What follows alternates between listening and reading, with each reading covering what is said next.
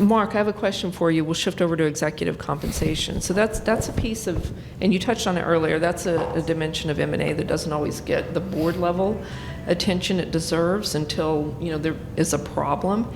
Can you talk about the most significant compensation and retention issues that we need to, as directors, own during the transaction? So it starts with who matters. The management team is selecting that group who is most critical in their eyes of having success with the deal. The board should be very interested in this time on the selection of that team and whether they deem that critical as well.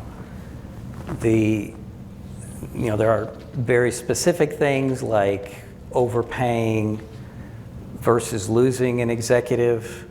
A lot of times that's cheaper to do, but you can't overpay everybody because then that's just expensive.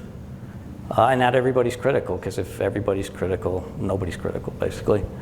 So really starts with the team and then goes to the way they're being incentivized. That plan that is in place needs to tie to the deal thesis. They have to have a way of making that deal successful. So very critical. A lot of that design happens as part of a negotiation, but in the end, that needs to tie to the success of the deal going through.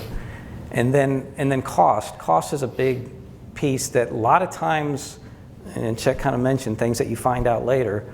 There's the change in control payouts. There are retention arrangements, and then sometimes there are hidden liabilities that just crop up. But there should be an attempt to understand what the cost of bringing all that aboard is.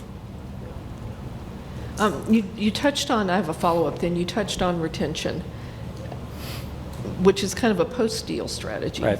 Can you talk a little bit about the board's role in oversight of the retention strategy? Right. So post, it goes from, it's not really a finish line, it's more of a reset button.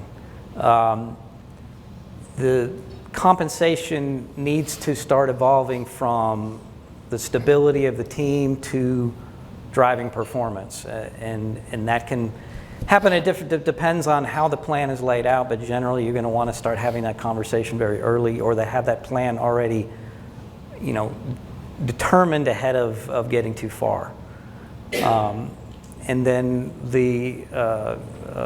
once that's in place, the actual monitoring of that plan. So the board should be taking a great deal of interest in being visible at this time, interacting, playing that real oversight role, because there's a lot of critical things that happen this time, and they should be taking a lot of attention on this team and evaluating those successes and failures.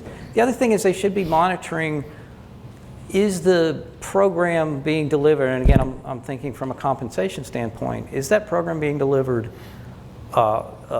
is it successful? Is the behavior positive to what the program is supposed to be doing? So they should be looking for any of those troubling signs, like any disengagement from any of the executive team, and then this happens too. Any unforeseen turnover, those things could be indicators of other things. And sometimes when you find these things out, it's before it's hitting you, and those items are hitting you before it hits the books. But you may not know that until some of the damage already happened. So all these things should be monitored very closely as that team is, finding their way across a 6 to 12 month period or whatever the particular window is.